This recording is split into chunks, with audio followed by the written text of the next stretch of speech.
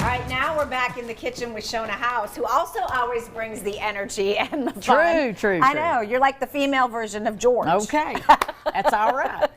And we're getting ready for Valentine's Day. We are. And so you are doing a really nice breakfast casserole, the sweet kind. Yes, it's the good kind. It's colorful. It's something you can fix the night before and leave it in the refrigerator all night long. Then just get up on Valentine's Day morning, pop it in the oven, and you've got something special for the kids or your husband or whoever it is that you want to, have a nice breakfast for on Valentine's Day. Which is nice because Valentine's Day is on a Saturday. It is on a Saturday. So that's perfect. So fix it Friday night, throw it in the fridge, and put it in the oven in the morning. Now, does it have to sit overnight? It doesn't really have to, but if you, best. yeah, because Okay. you want everything to soak into the croissants.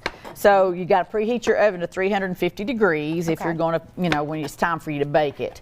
But you're going to get some already prepared croissants. I like that. And I've just got the medium croissants. You can do whatever size you want to do. And I'm cutting them up, and I'm just going to put them into a greased baking dish. Okay. And we're just going to arrange those in there. I like that already, instead of like the kind of a take on the French toast, but using the flaky croissants. Right. So it's going to be even and richer. it gives it a nice texture, and it's got some crunchy and softness to it at the same time. So it's just something that makes it easy. And we're going to just shove them all in We're there. gonna They've all shove got a these little in there. spot. All right. So we've got all these into our dish. The next thing I'm going to do is I'm going to put a whole pound of blueberries on top of it. Nice. Just dump them in there and kind of spread them out. Blueberries, my favorite for breakfast anything. And then to add a little color, we're going to add in some fresh raspberries.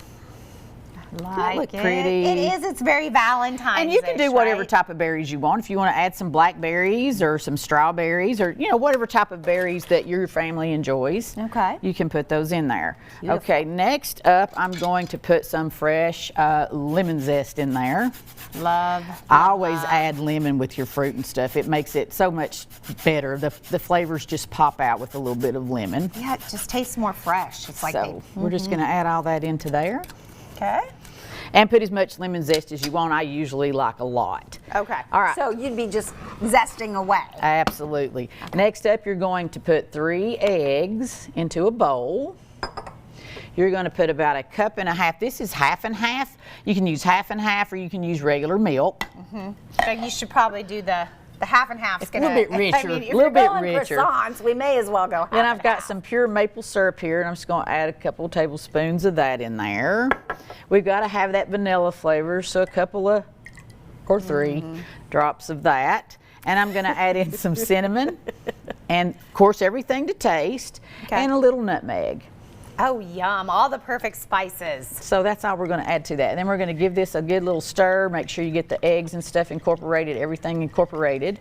And then what we're going to do with this mixture is we're just going to pour it over the top of our croissants and the berries that we've chosen with the lemon zest. I like this because if you're doing a French toast, it's a long process and everybody's eating at a different time because you're constantly over the skillet, and then just when they, are done, they're ready for the next ones. So something like this you can all eat together. And it's not that hard. And like I said, do it the night before so all this yumminess has time to really soak into your croissants.